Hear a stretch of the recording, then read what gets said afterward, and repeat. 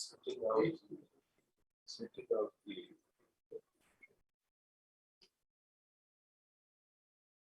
चचा परिस्थिति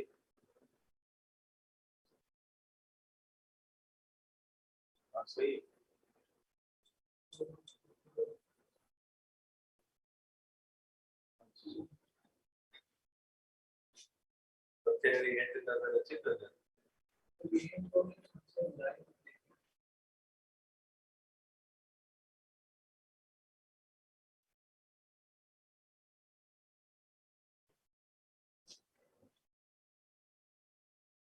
बिस्मिल्लाहिर्रहमानिर्रहीम।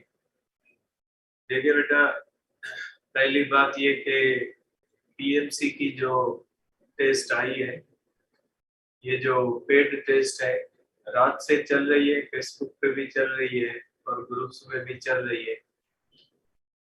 तो उसके अंदर फिजिक्स के अंदर मैंने देखा है 1-2 टेस्ट है, उसके अंदर कुछ ऐसे क्वेश्चंस हैं जो आप कह सकते हैं आउट ऑफ सिलेबस हैं, जो पीएमसी के सिलेबस के अंदर जो टॉपिक्स नहीं दिए गए उनमें से थे। जैसे एक था रिफ्रैक्शन ऑफ लाइट, चैप्टर 9 से था फर्स्ट ईयर से, और एक था डबल स्लिट एक्सपेरिमेंट से, ये भी चैप्टर 9 से दिया गया था। चैप्टर 9 कंप्लीटली जो है वो पीएमसी के सिलेबस में नहीं दिया हुआ।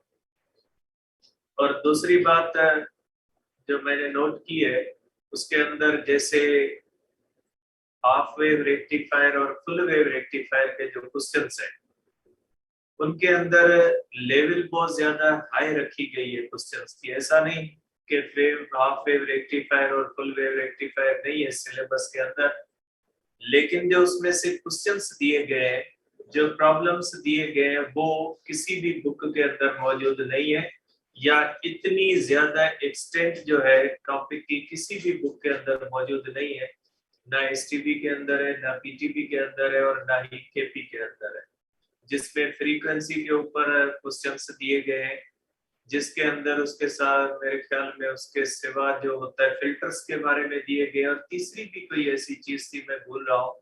तो 3 चीजें ऐसी दी गई है जिनका कोई भी जिक्र तीनों बुक्स के अंदर नहीं है। ठीक है, टॉपिक्स तो वो मौजूद है, लेकिन ना ही फ्रीक्वेंसी के बारे में जो चीजें हैं वो हमारे पास दी गई है, ना ही फिल्टर्स के बारे में दी गई है कि फिल्टर्स किस तरह से होते हैं, उनका यूज। सिर्फ एसटीबी के अंदर एक बात कही गई है कि जो पल्सेटिंग करंट होता है उसको स्मूथ करने के लिए फिल्टर्स इस्तेमाल होते हैं। सिर्फ एक लाइन कही गई है, बाकी उससे ज्यादा तो फिल्टर्स के बारे में। और ये मैंने आपको बताया भी था कि कैपेसिटर्स वगैरह को एज अ फिल्टर इस्तेमाल करते हैं, लेकिन इसके सिवा इसके अंदर कुछ भी नहीं है, लेकिन क्वेश्चंस के अंदर बहुत ज्यादा दिया गया है। और उसके बाद स्पेशली जो इंटर के आखिरी चैप्टर्स हैं, रेडियो एक्टिविटी, रेडियो एक्टिविटी को उन्होंने थोड़ा ज्यादा रेडियो एक्टिविटी में दिया है। जैसे चैप्टर 20 के अंदर जो अल्फा, बीटा, गामा और रेडिएशन डिटेक्टर्स हैं, वो भी उनमें से भी क्वेश्चंस दिए गए। रेडिएशन डिटेक्टर से भी क्वेश्चन है। जैसे ये क्वेश्चन था कि जो स्मोक लाइट डिटेक्टर्स होते हैं उसके अंदर कौन सी प्रॉपर्टी, स्मोक लाइट जो डिटेक्टर्स होते हैं वो विल्सन क्लाउड चेंबर को कहा जाता है। तो ये जो डिटेक्टर्स के बारे में है, ये रेडिएशन के डिटेक्टर्स के बारे में भी क्वेश्चंस है। रेडिएशन की जो अल्फा, बीटा, गामा की प्रॉपर्टीज है, उनमें से भी क्वेश्चंस है। और उसके सिवा जो रेडियो एक्टिविटी के अंदर जो रेडियो एक्टिविटी की वजह से जो मास डिफेक्ट होता है, मास डिफेक्ट में से भी क्वेश्चंस हैं। इसका मकसद है कि आखिरी वाले चैप्टर्स जो है उनको जो है वो आपको पूरे चैप्टर्स को पढ़ना होगा। और चैप्टर 18 के अंदर जो क्वेश्चंस हैं वो सिर्फ हाइड्रोजन स्पेक्ट्रम से नहीं है, एक्सरे से भी क्वेश्चंस हैं कि एक्सरे किस तरह से बनते हैं और कौन सा उनके अंदर फिलामेंट इस्तेमाल होता है, या इस तरह टाइप के क्वेश्चन से। इसका मकसद है चैप्टर 18 के अंदर आपको एक्सरेज और लेजर दोनों के बारे में बेसिक नॉलेज। और ये मैं पहले भी आपको कह रहा था के जो रिलेटेड टॉपिक है उनके बारे में बेसिक आपको याद आनी चाहिए। और उसके सिवा जो एक चीज दी गई है जो चैप्टर 11 से रिलेटेड है, चैप्टर 11 के अंदर क्या किया गया है, जो स्पेसिफिक हीट्स है ना, स्पेसिफिक हीट्स में से भी ऐसे क्वेश्चन दिए गए हैं जो अपने बुक्स में से नहीं है ना, उस तरह के क्वेश्चंस प्रॉब्लम्स। ऐसा नहीं कि टॉपिक नहीं है, टॉपिक बिल्कुल पढ़े हैं, लेकिन टॉपिक्स में से जो क्वेश्चंस दिए गए वो बहुत ज्यादा हाई लेवल के क्वेश्चंस दिए गए, जो भी क्वेश्चन न केपी के अंदर है, न सिंध के अंदर है, और न ही पीटीबी के अंदर है। ठीक है, किसी के अंदर इस सतह के या इस के नहीं है। ठीक है, तो इसके अंदर 11 चैप्टर के अंदर एक दो क्वेश्चन ऐसे भी हैं जो स्पीड प्रेशर ऑफ गैस वाले टॉपिक से, जिसमें मॉलिक्यूलर स्पीड्स वगैरह के बारे में। तो इसका मकसद है 11 चैप्टर के अंदर जो पंजाब बोर्ड के अंदर 11 चैप्टर है उसमें से सिर्फ आपको सेकंड लॉ ऑफ थर्मोडायनेमिक्स और कार्नोट इंजन छोड़ना है, बाकी सारे टॉपिक्स पढ़ने पड़ेंगे, क्योंकि फर्स्ट लॉ तो पीएमसी के सिलेबस के अंदर मौजूद है और स्पेसिफिक हीट्स पीएमसी के सिलेबस के अंदर मौजूद है। सिर्फ जो प्रेशर ऑफ गैस है जिसमें रूट मीन स्क्वायर वेलोसिटीज वगैरह वो आपको पढ़ना पड़ेगा, और इसका थोड़ा जिक्र पीएमसी के सिलेबस के अंदर भी है। पीएमसी के सिलेबस के अंदर 11 चैप्टर के अंदर एक लाइन लिखी हुई है कि ट्रांसफर ऑफ हीट की जो चीजें हैं वो आपने पढ़नी है। तो ट्रांसफर ऑफ हीट जो होती है वो मॉलिक्यूल की कुलियन वगैरह इस तरह से होती है, तो इसका मकसद है उसका हल्का फुल्का जिक्र है, तो ये आपने पढ़नी है। जैसे मॉडर्न फिजिक्स के अंदर मैं आपको पहले भी कहता था कि ब्लैक बॉडी से लेकर लास्ट तक पढ़ना है। तो ब्लैक बॉडी से एक क्वेश्चन है कि अगर क्लाउड्स जो है वो परफेक्ट ब्लैक बॉडी बन जाए तो अर्थ का क्या होना है। अगर क्लाउड्स परफेक्ट बनेंगे, जाहिर सी बात है लाइट को एब्जॉर्ब कर लेंगे, लाइट अर्थ तक नहीं पहुंचेगी, सनलाइट। तो इस तरह के क्वेश्चंस हैं जो इन टॉपिक्स से रिलेटेड है, तो रिलेटेड टॉपिक्स को पढ़ना है। और उसके बाद एक और चीज कि क्वेश्चन जो है वो से है जो है वो एक ऐसा टॉपिक है जो पहले पीएमसी के सिलेबस के अंदर था, लेकिन अब पीएमसी के सिलेबस के अंदर नए के अंदर वो नहीं है। तो उन टॉपिक्स में से भी हैं जो 2020 के सिलेबस के अंदर मौजूद थे, जैसे charging and discharging of capacitor है। चार्जिंग एंड डिस्चार्जिंग से तो मैंने क्वेश्चन नहीं देखा, लेकिन मैक्सिमम जो है वो आउटपुट बैटरी का जो होता है ना, मैक्सिमम आउटपुट बैटरी का, वो नए सिलेबस के अंदर नहीं है, लेकिन पुराने सिलेबस के अंदर था, अपना पढ़ा हुआ है। मैक्सिमम आउटपुट भी पढ़ा है, चार्जिंग डिस्चार्जिंग भी पढ़ा है, किरचॉफ के लॉ भी पढ़े हुए। तो मैक्सिमम आउटपुट से भी क्वेश्चंस हैं। इसका मकसद है कि जब आप ईएमएफ पढ़ते हो तो ईएमएफ के साथ वो रिलेटेड टॉपिक है मैक्सिमम आउटपुट का, तो वो चीजें आपको पढ़नी है। और जैसे मैंने कल ही आपको जो टॉपिक पढ़ाया था बीट्स, मैंने कहा था रिलेटेड टॉपिक, और आप देख ले पीएमसी के सिलेबस के अंदर बीट्स से क्वेश्चन है, जिसके अंदर कहा गया है कि एक सोर्स की फ्रीक्वेंसी ये है और उसकी बीट्स इतनी है, तो दूसरी फ्रीक्वेंसी बताएं, जो FB is equal to F1 minus F2।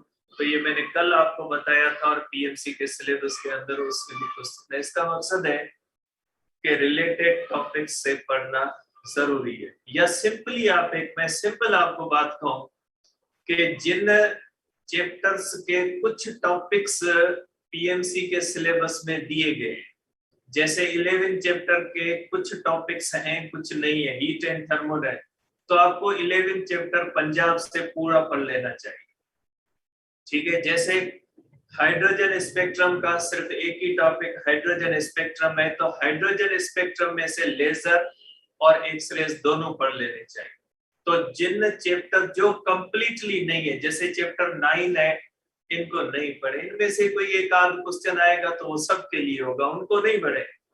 लेकिन जो चैप्टर्स जिनके कुछ टॉपिक्स हैं कुछ टॉपिक्स नहीं है, तो मैं आपको ये सजेस्ट करूंगा कि उस चैप्टर पूरे को आप पढ़ लें, लेकिन पंजाब से पढ़िएगा, क्योंकि जो मेरी असेसमेंट है, हो सकता है मैं गलत हूँ, लेकिन मेरी असेसमेंट ये है कि जो उसका पैटर्न रखा गया है वो पंजाब के हिसाब से रखा गया है।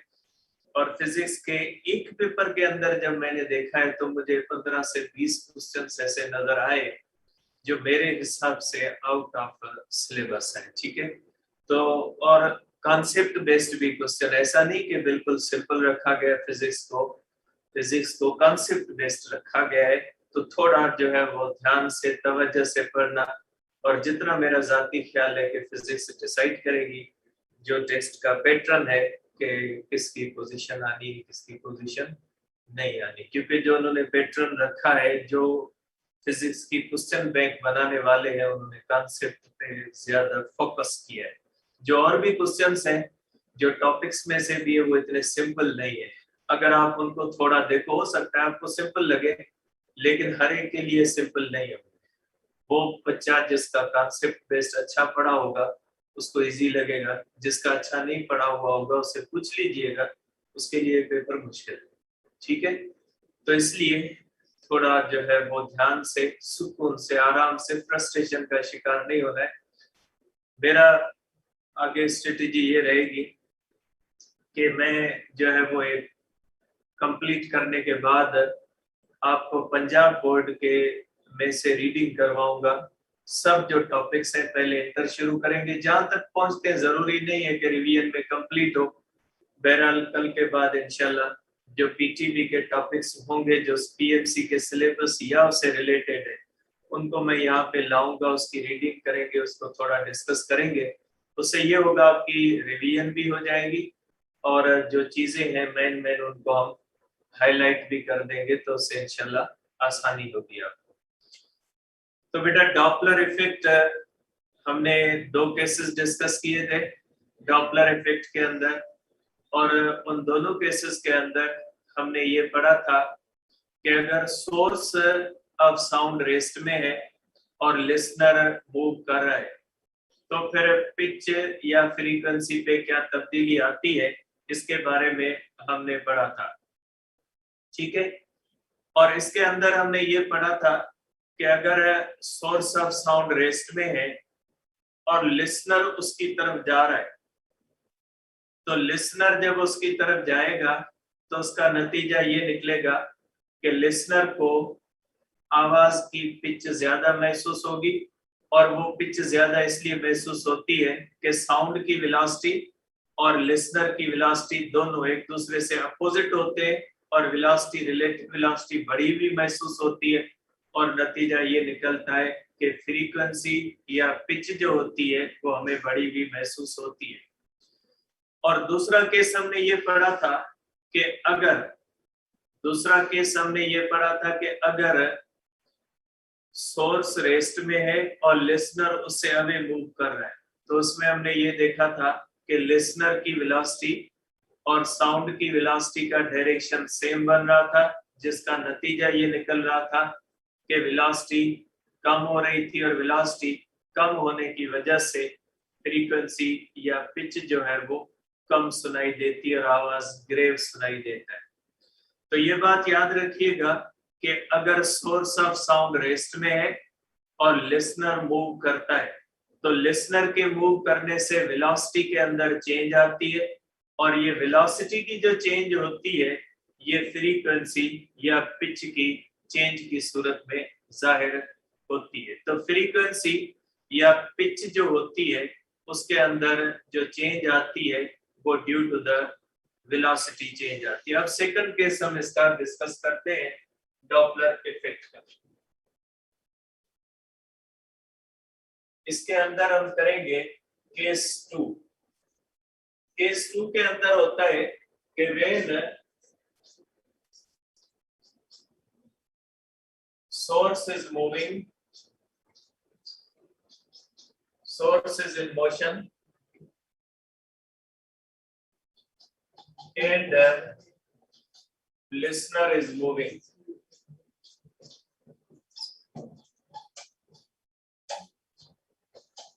लिसनर जब मूव कर रहा है और सोर्स जो है वो source is motion and listener is in rest. बेटा लिसनर जो होता है, ठीक है बेटा, लिसनर जो होता है ये रेस्ट में होता है, स्लीपिंग, उसी तरह से दो केसेस है बेटा, source is moving towards stationary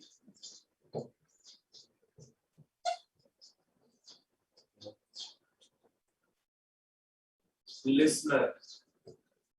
ठीक है बेटा, स्टेशनरी लिसनर की तरफ जा रहा है, सोर्स मूव करता है। और सोर्स किसकी तरफ मूव करता है? सोर्स मूव करता है towards stationary listener. For example कि अगर मैं लिसनर हूं और मैं रेस्ट में हूं और एक एम्बुलेंस है, उसका सायरन ऑन है, वो मेरी तरफ आ रही। ठीक है, कल वाले केस में क्या था कि सोर्स रेस्ट में था और लिसनर मूव कर रहा था। आज वाले केस के अंदर क्या है? लिसनर रेस्ट में और सोर्स मूव कर रहा है। तो इसके अंदर क्या होता है बेटा? ये होता है हमारे पास लिसनर और ये हमारे पास है सोर्स। ठीक है बेटा, अब पहला वही वेलोसिटी ऑफ द सोर्स 0। ठीक है बेटा, velocity of the source is equal to 0, velocity of the listener is equal to 0। दोनों पहले रेस्ट में। सोर्स से इस तरह से साउंड निकलेगी और ये साउंड किस तरफ जाएगी? ये साउंड जाएगी लिसनर की तरफ भी है, और इस लिसनर को फ्रीक्वेंसी, रियल फ्रीक्वेंसी सुनाई देगी। एफ इज इक्वल टू हो जाएगा बी अपॉन लेम्डा, और लेम्डा हो जाएगा बी अपॉन एफ। ये हो जाएगी आपके पास इक्वेशन है, ये रेस्ट वाला है।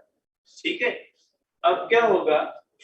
अब ये होगा कि लिसनर मूव करेगा, किस तरफ मूव करेगा? सॉरी, सोर्स मूव करेगा टुवर्ड्स लिसनर। तो ये केस हो जाएगा बेटा, सपोज करें ये हमारे पास लिसनर है और ये हमारे पास सोर्स मूव कर रहा है।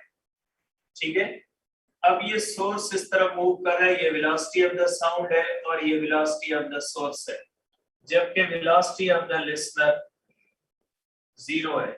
जबकि ये मूव कर रहा है तो इसकी वेलोसिटी 0 नहीं है, मींस ये मूव कर रहा है। ठीक है, अब मूव करने से क्या होगा? ठीक है, मूव करने से क्या नतीजा होता है कि इसकी वेवलेंथ कम हो जाती है। ठीक है, ये डिफरेंट बात है। ऐसे होता है कि देखिए, फॉर एग्जांपल मैं इसको इस तरह से यहाँ पे बनाता हूं कि सोर्स जब यहाँ पे है, लिसनर जब यहाँ पे है, तो यहां से एक वेव आती है इस तरह से। ये इसके अंदर आप समझ लें कि ये हम वेव बनाते हैं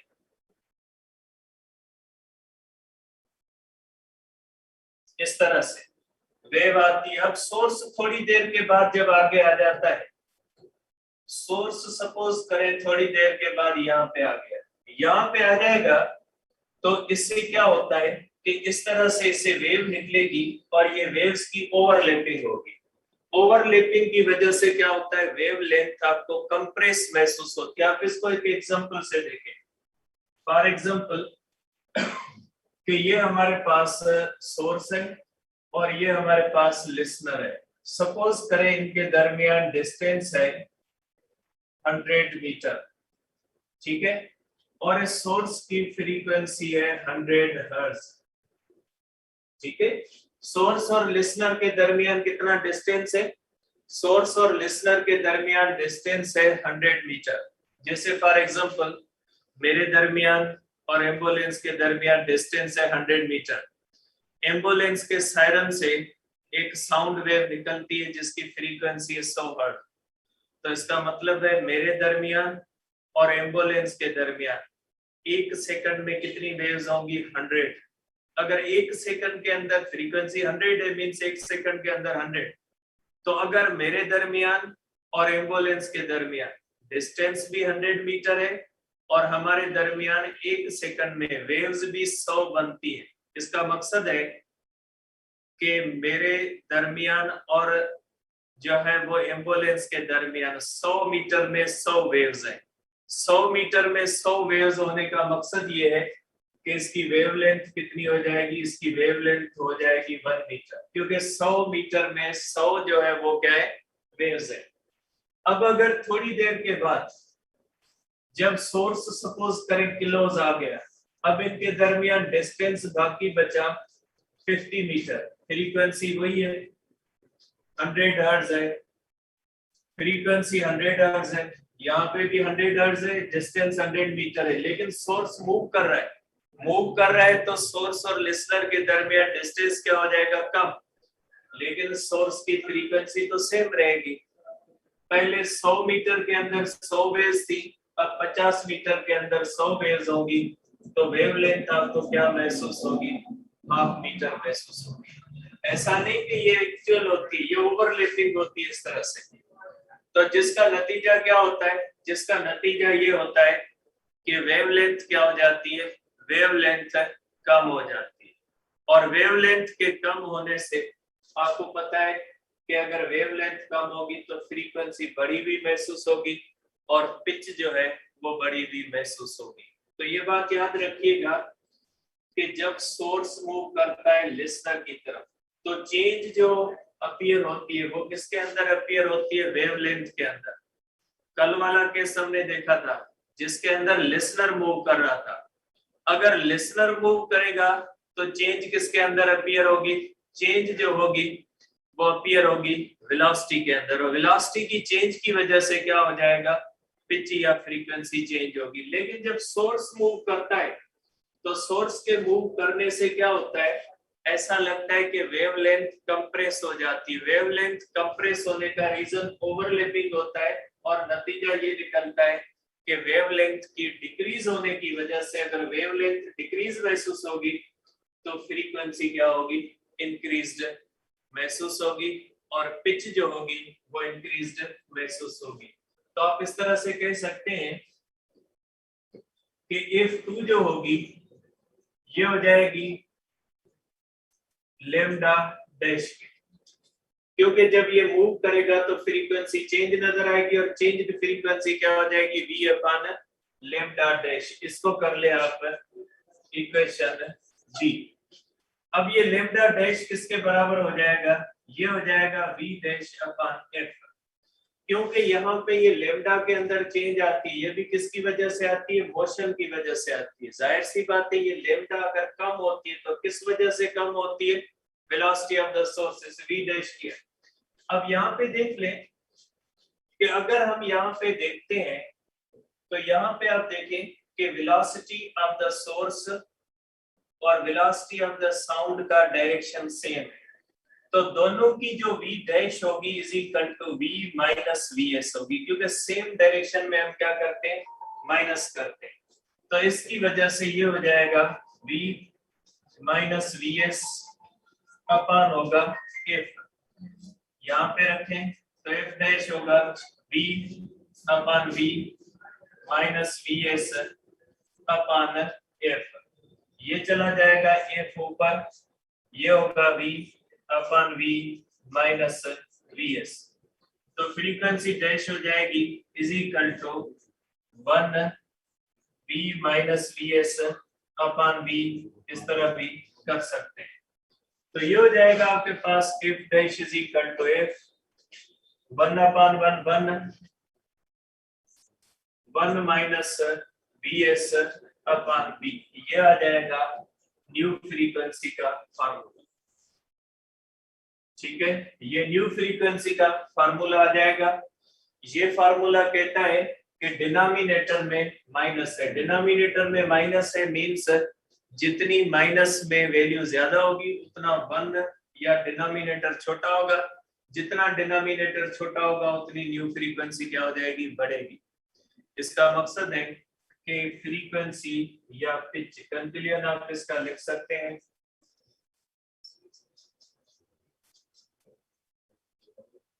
pitch or frequency increases hence sound appears shrill। Sound जो होता है वो आपको श्रिल सुनाई देता है।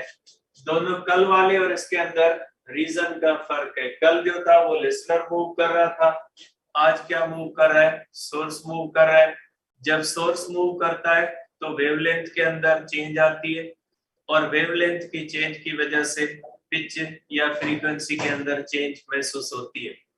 जब लिसनर मूव करता है तो वेलोसिटी के अंदर चेंज आती है, और वेलोसिटी की जो चेंज होती है वो पिच या फ्रीक्वेंसी की चेंज की सूरत में नजर आती है। ठीक है, अब इसके बाद है हमारे पास बेटा बी। इसके अंदर बी है वेव है source is moving away from stationary listener। ठीक है, जब सोर्स जो है वो अवे मूव कर रहा है स्टेशनरी लिसनर से। अब इसके अंदर ये होता है बेटा, इसके अंदर ये होता है, सपोज करें ये हमारे पास सोर्स है, ये वेलोसिटी ऑफ द सोर्स है, और ये साउंड इस तरफ हो जाएगा, वेलोसिटी ऑफ द साउंड है, और ये लिसनर है, वेलोसिटी ऑफ द लिसनर 0। ठीक है बेटा, अब जब ये इस तरह मूव करेगा तो देखिए जब टुवर्ड्स मूव करता है तो वेवलेंथ क्या हो जाती है, डिक्रीज महसूस होती है। अवे करेगा इंक्रीज, कैसे होता है आप इसको इस तरह से देख लें। सपोज करें सोर्स है और लिसनर है, डिस्टेंस है 100 मीटर और फ्रीक्वेंसी है यहाँ पे 100 हर्ट्ज। इसका मकसद है वेवलेंथ हो जाएगी 1 मीटर।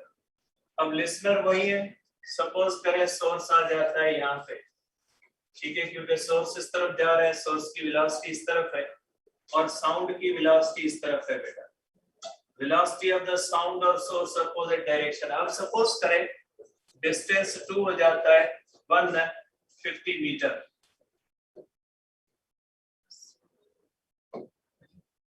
सपोज करें डिस्टेंस 2 हो जाता है 150 मीटर, फ्रीक्वेंसी वही होगी 100 हर्ट्ज। इसका मकसद है वेवलेंथ 2 हो जाएगी 1.5 मीटर। तो वेवलेंथ क्या हो जाती है, बढ़ जाती है। ठीक है, इसको आप कहेंगे कि वेवलेंथ क्या हो जाती है, बढ़ जाती है। इसका ये होता है, इसका अगर मैं जो है वो बनाऊं इसका स्केच, तो इसका स्केच इस तरह से बनता है। लिसनर है, ठीक है, और ये सोर्स है, सोर्स इस तरह मूव कर रहा है, तो इसकी जो वेव्स बनती है वो इस तरह से बनती है। ठीक है, इसका मकसद है यहाँ पे देखें वेवलेंथ क्या हो रही है, इंक्रीज। उसका भी मैं बना लेता हूं, जो ये हमारे पास, ये जब मूव करता है ना तो इसका ये बनता है, लिसनर है, ये यहाँ पे बनाता हूं मैं, लिसनर है और ये सोर्स है। जब ये इसकी तरफ होता है तो ये बनती है। ठीक है, ये इस तरह से वेव्स बनती है। इसका मतलब है कि जब ये टुवर्ड्स मूव करेगा तो यहाँ पे लेमडा क्या हो रही है, डिक्रीज होती है। इस तरह से फिगर बनती है इसकी। और जब अवे जाता है तो यहाँ पे देखें, यहाँ पे वेवलेंथ क्या होती है, वेवलेंथ इंक्रीज महसूस होती है।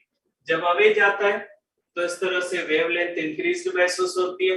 और वेवलेंथ अगर इंक्रीज महसूस होती है तो नतीजा ये होता है कि फ्रीक्वेंसी या वेवलेंथ डिक्रीज महसूस होती है। पिच क्या होती है, पिच जो होती है वो हमें v अपॉन लेमडा डैश होगा, इक्वेशन बी, और लेमडा डैश हो जाएगा v डैश अपॉन फ्रीक्वेंसी। अब यहाँ पे देखें साउंड इस तरह जा रहा है, सोर्स इस तरह जा रहा है, अपोजिट है, तो ये हो जाएगा v plus vs upon f।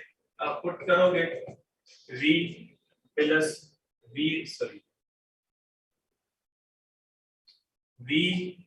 Upon v plus vs upon f। इसको सॉल्व करोगे f 1 upon 1 plus vs upon v, equation आ गई। तो ये इस तरह से हो जाएगी पिच या फ्रीक्वेंसी, क्योंकि डिनोमिनेटर में प्लस है, डिनोमिनेटर का प्लस का मकसद है यहाँ पे जब बढ़ता जाएगा तो रिजल्टेंट आंसर कम होता जाएगा, पिच या फ्रीक्वेंसी क्या होगी, कम होगी। तो आप इसका कंक्लूजन लिखोगे,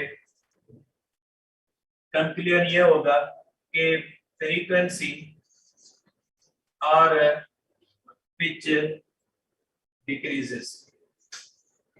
pitch decreases, hence sound appears grave. Sound आपको ग्रेव सुनाई देगा। ठीक है, तो ये हमारे पास हो गए जो है वो 4 केसेस, 2 केसेस हुए, उसके 4 हिस्से हुए।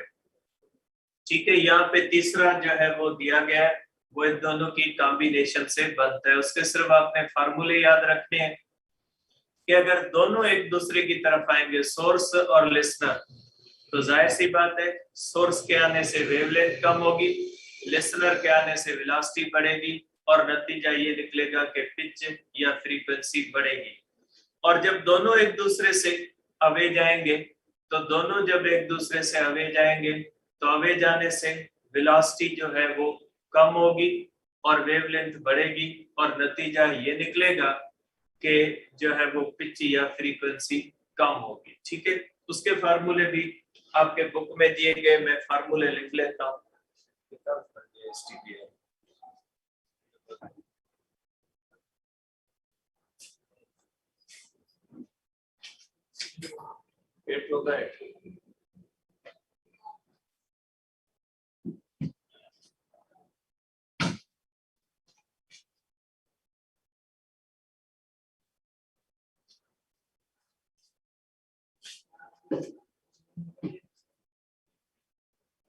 अब इसके जो केस 3 है, इसके फार्मूले हैं, तो वो फार्मूले मैं लिख लेता हूँ। पता नहीं पीटीबी के या उसके अंदर है या उसके अंदर भी होंगे, क्योंकि केस ये कॉमन केस है। ठीक है, इसके फार्मूले जो है वो याद रखने हैं आपने। तो ये तीसरा केस है बेटा, इसका केस 3 है। केस 3 के अंदर है when source and listener both are in motion। जब दोनों मोशन के अंदर होते हैं, both are approaching each other, दोनों एक दूसरे की तरफ आ रहे हैं। ठीक है, सोर्स इस तरफ जा रहा है, वेलोसिटी ऑफ द सोर्स इस तरफ है, वेलोसिटी ऑफ द साउंड है, लिसनर है ये इस तरफ आ रहा है, velocity of the listener. Simple सी बात है, सोर्स लिसनर की तरफ जा रहा है, लिसनर सोर्स, मैं एम्बुलेंस की तरफ जाऊं, एम्बुलेंस मेरी तरफ आए, तो ये फार्मूला हो जाता है। फार्मूला लिख ले बेटा कि f dash is equal to v plus v not upon हो जाएगा v minus v S into f. आप इसके बारे में लिख सकते हैं कि कंक्लूजन इसका होगा pitch increases, sound appears shrill. Sound जो होता है वो आपको श्रिल सुनाई देगा। इसका बी केस है both are moving away from each other। दोनों एक दूसरे से अवे जा रहे हैं।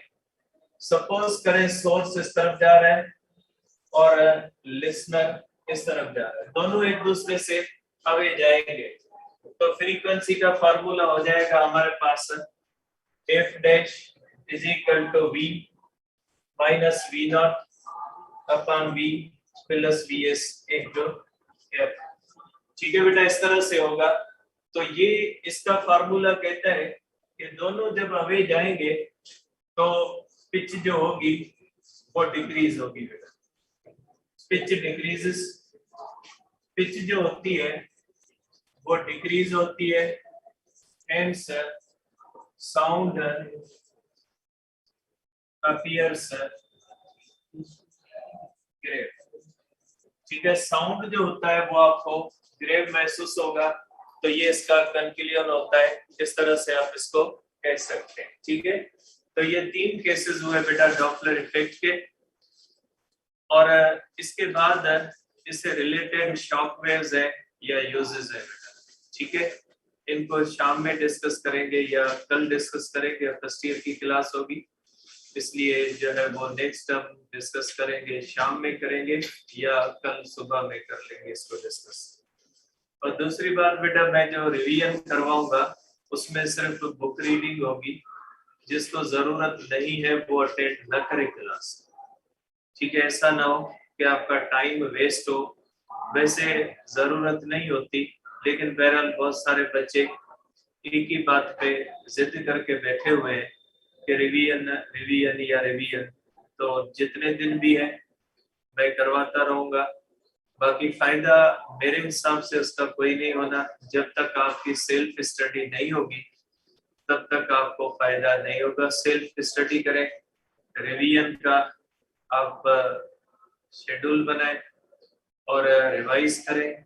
और एक मैं बात आपको सजेस्ट करूंगा, फॉलो करें न करें वो आपका अपना डिसीजन होगा। मुझे ऐसा लगता है कि ये जो मुख्तलिफ सेल्फ असेसमेंट टेस्ट वगैरह होती है, इनको अवॉइड करें।